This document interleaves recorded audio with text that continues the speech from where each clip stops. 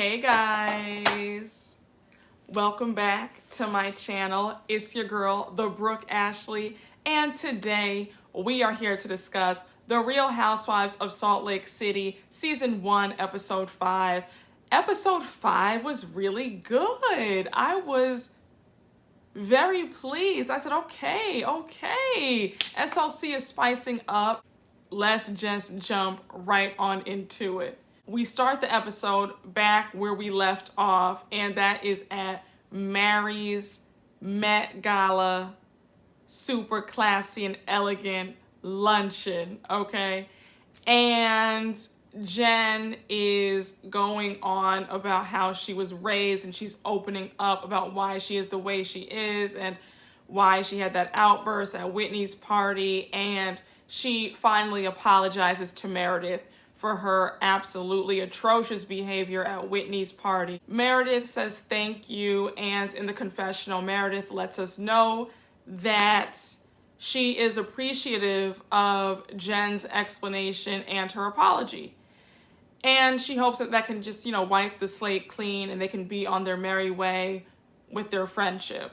Mary, at this point, is visibly annoyed, and she's confused because she's like, where's my apology?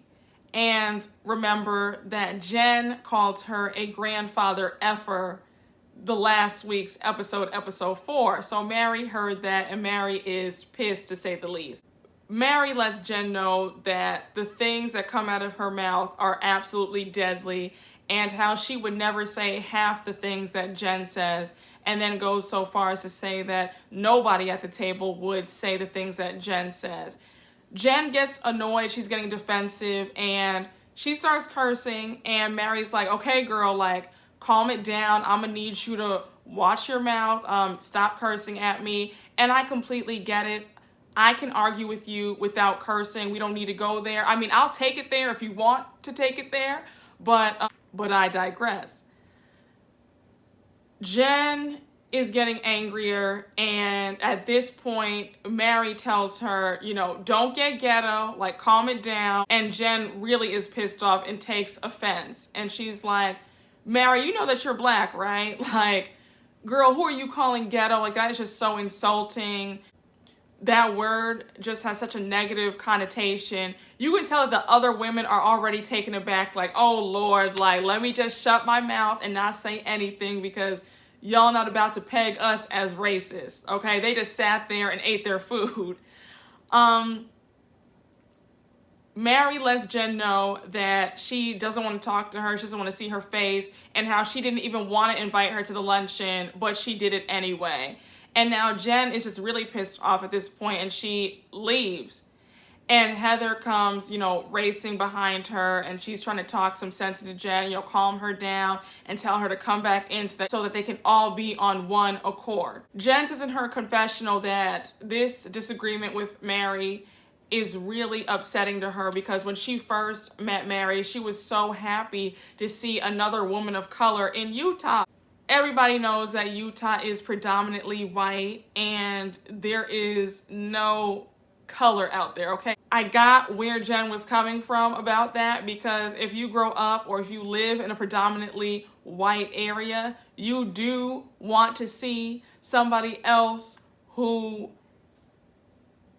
looks like you, has a speck of color. You're like, you just want to know that you're not all alone in this world. I totally get it, and I can see why she is just disappointed, because it's like, damn, like, come on, like, supposed to be like the black and Tongan, girls supposed to be together in this, and here we are divided. Heather's talking to her outside. We see Mary talking to the other ladies at the restaurant, and she is letting them know that she's hurt. And she feels like, why can't she just apologize and acknowledge my pain and my hurt? Like, we've all got pain. And she starts getting upset because she is like, that was just really hurtful when she said that I'm effing my grandfather, because that's not really how it is. She's explaining the whole history of their arrangement.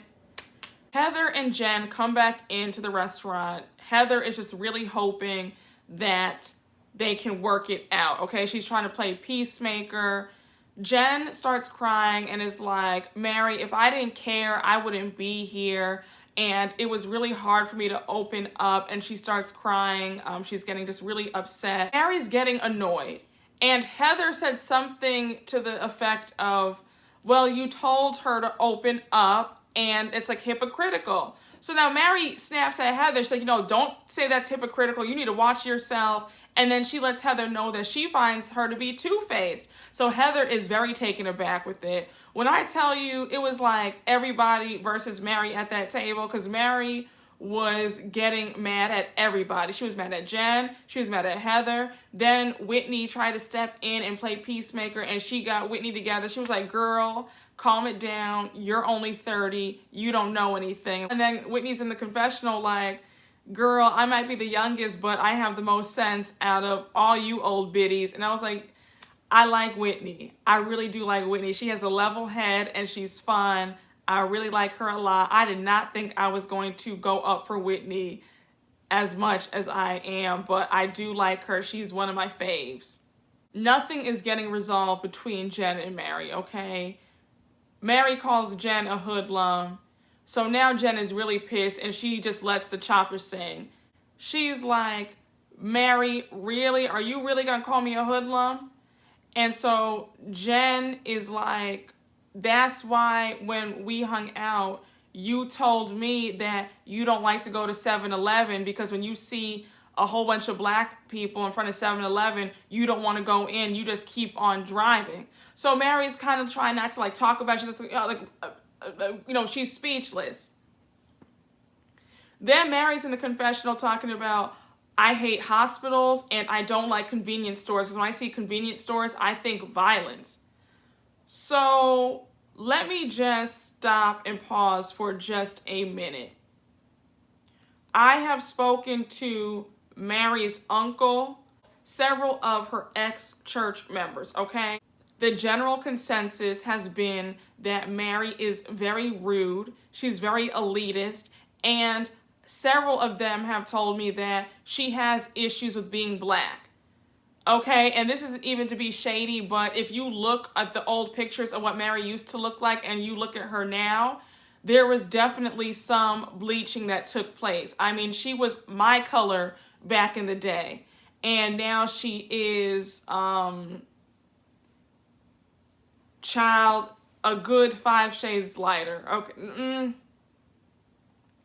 a good 5, 6, 7 shades lighter. Okay, Mary has some issues with being black. There, I said it. We can all admit it. I think it's very sad, and her feeling that way, it's one thing to not feel safe and want to remove yourself out of harm's way or a potentially dangerous situation, but it's a completely different thing when you associate blackness and groups of black people with violence and mayhem. Like, that's a problem.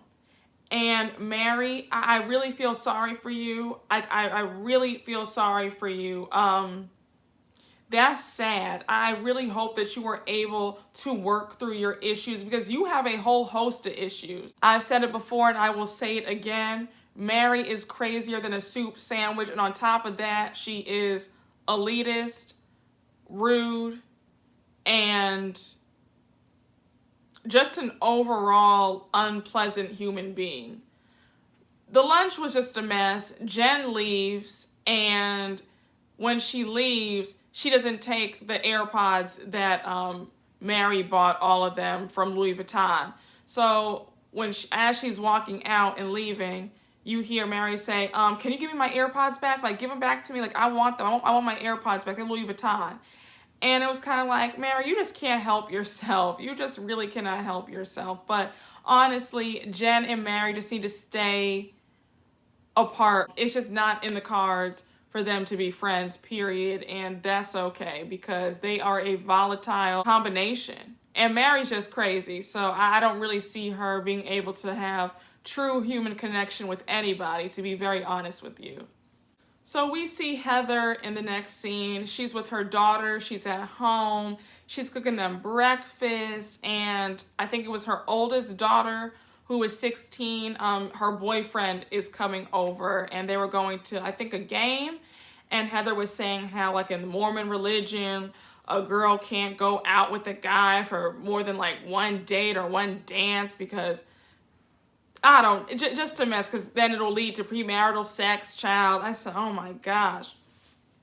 But Heather says that she trusts her daughter and she just wants her daughter to be free and just have fun and enjoy her youth, because her youth was just so sheltered and restricted and just a mess. Her boyfriend comes over and they're talking. Heather is asking if they're going to attend church with her, and the daughters are kind of like, no, can we just skip this week because I don't want to go. Heather says that ever since she got divorced, the people at the Mormon church have acted really funny to her and her family. They're not really included in family outings or the different events that go on because she's a divorcee. Heather also lets us know that although she's divorced, her ex-husband still takes very good care of them financially, and he's made sure that their quality of life has not changed. Remember, Heather said first episode that she was married into Mormon royalty and they were like damn near billionaires. So I'm sure the child support and alimony checks are pretty good. And she has her beauty lab business. So yeah, I'm sure the coin is really long in Heather's bank account, and that's always good. So this next scene is with Meredith and Seth. Meredith is picking him up from the airport. Seth gets in and they're like, let's pretend this is our first date. So they're talking, and you know, by the way that Seth and Meredith had kissed each other when he got in the car, I was expecting a pleasant ride home. Meredith lets us know that she and Seth have not seen each other in a few weeks, and she hopes that this visit with Seth will be a little bit better than before. Seth travels so much for work, and now with his latest business development, he's now stationed out in Canton, Ohio. So Seth is in the car talking about how he likes Ohio, how people are so friendly, and how he wants her to move to Ohio with him. And she's like, Seth, no, like, I'm not uprooting the family again. Like, absolutely not. Long story short, Seth would not stop pressing her about moving to Ohio. And Meredith was saying that there's just a lot of resentment because the last time she uprooted the family and they moved to another spot, she never took the time to emotionally digest that move. Meredith and Seth, I think that they do need to go their separate ways. I think Seth is incredibly selfish. The fact that he always has to move. I have never seen someone travel so much.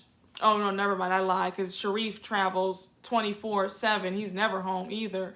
But I think that is absolutely insane. Seth makes a lot of money.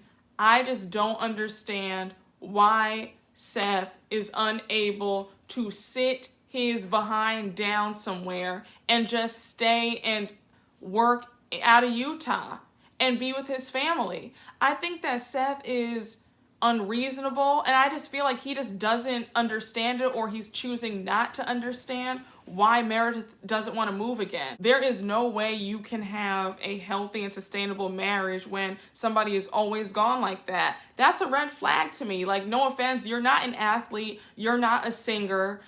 There's really no reason that you are always gone every single day out of the month. Like, how do you think that a marriage can survive when you're living halfway across the country? You don't see your kids. Like, that's ridiculous to me. Meredith, I think that you need to get a divorce. Like, Seth doesn't want to get it. I feel that you guys are just going in completely opposite directions. I don't really know what can be said. He wants to move and be, you know, constantly uprooting the family, and you want to find some roots and settle down, and that's understandable. I think that he can't give you what you need, and he doesn't want to give you what you need. So I think that y'all need to go your separate ways. I think that is very sad. And again, a cautionary tale of when people get married so early in life, it's like, damn, like, She didn't even really get to explore her youth. She's just tied down with this man and sacrificed all these years for him, and he can't even make one little sacrifice for her, and that's to stay in Utah and just let them enjoy their life there and spend time with his family. Next we see Mary. She's at home with her husband, and she is recounting the whole drama that went down at her luncheon. She's letting him know that Jen and her just do not get along. She just wants to know why Jen does not like her so much. She lets him know that Jen called her a grandfather effer, and she gets teary-eyed. Robert is angry, and he's like, I don't really care what people say about me, but we can't be having people say all that now. And he's just getting annoyed. He says that is jealousy. He thinks that Jen is jealous of her. And then we see on the flip side, Jen is in her office and she FaceTimes Sharif, who's always gone, but I digress. So she's letting Sharif know what happened at the luncheon. She is getting really upset just talking about the whole drama that went down. She's just getting angrier, telling her husband what Mary said about the whole 7-Eleven and Mary not wanting to go into one because there's too many black people, around. He tells Jen, don't internalize that. Just take the high road. Don't get upset. Don't get worked up. And just, let it go. Let it roll off your back. But he's just comforting her and letting her know that he loves her and he supports her and he does not want her to get down about the whole situation. Next up, we see Whitney. She is meeting up with her brother Will, and they're doing jujitsu. And Whitney's actually really good at jujitsu, martial arts. And so they sit down and talk about their father, about his addiction. Whitney lets us know that she has been carrying the burden of, paying for her father's expenses with the whole sober living and the rehabs for the last 10 years. But now she's going to need her dad to step up to the plate and pay for his own treatment. And she just needs him to go to the sober living and get help because it sounded like he was about to relapse again. And her brother just talking about the relationship with their father, and she lets us know that both of her parents were married before and they had already had kids before. So we find out that Will is not Whitney's dad's biological son. There were 6 kids in the family, and when Whitney's dad and Whitney's mom divorced, it was kind of like the mom's kids versus the dad's kids, and just a whole mess in the family. But Whitney has been the only kid that has just been very consistent in making sure that her dad is okay, checking on him and shouldering the burden of paying for treatment and just being a shoulder to lean on during his battle with addiction. Whitney's father has been struggling with prescription medication addiction for the past 10 years. So then we see Lisa. She is at her son's 8th birthday party, and it's a bowling party. She's happy to spend some quality time with her kids before she has to get ready for Sundance, because she is the Sundance queen and she knows all the parties, and she is just, I guess, that girl when Sundance rolls into town. See her at the bar with her husband, and they are discussing Meredith and Seth's marriage and their separation, how she's upset about it. Lisa lets us know that marriage is so sacred in the Mormon religion because it's not until death do you part, it's until eternity. So I guess you're still married to this person in the afterlife as well. I said, okay, girl. Lisa's husband is just listening. He is asking Lisa what is the cause of their separation, and she's just saying, they're just not seeing eye to eye. They're having problems, but all marriages have problems. We have our problems. Main point is we love each other and we have a good foundation, but it is hard sometimes. Lisa lets us know that things have gotten bad in her own marriage, and that one time she was so mad at her husband that she threw her husband's Rolex out the window. So I said, oh, okay. the way people talk about it and act, I'm like, my God, is marriage really that hard? My goodness. Is it really that bad? But I digress. We see Whitney and her father. They are on their way to the sober living house. She's excited for her dad. She feels that her dad is ready to make that change and get his life back on track. And her dad seems excited too. The scene with them in the car, that was a cute scene. He was excited about getting his life back in order. And she was very supportive of him. Again, I wish Whitney's dad all the best. Let's move on to the next scene. Meredith and Seth again. They're at home. Seth is packing to go back to Ohio, and things just got really, really sad between the two of them. Meredith was upset. She is not cool with the fact that Seth is not home and is always leaving. And she lets Seth know that maybe they need some more time apart. And Seth is upset. He does not want to be apart from her.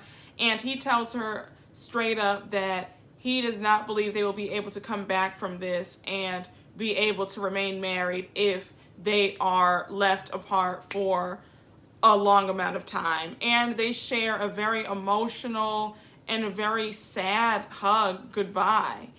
And, you know, like I said before, I just don't feel that they are on the same page. It doesn't seem like they're able to get it together. Meredith is just talking to a brick wall when she states her feelings about why she does not want to move again. And it's like Seth isn't getting it. Seth just screams one of those men who's just so addicted to money. He's so addicted to the chase and the thrill of closing a new deal.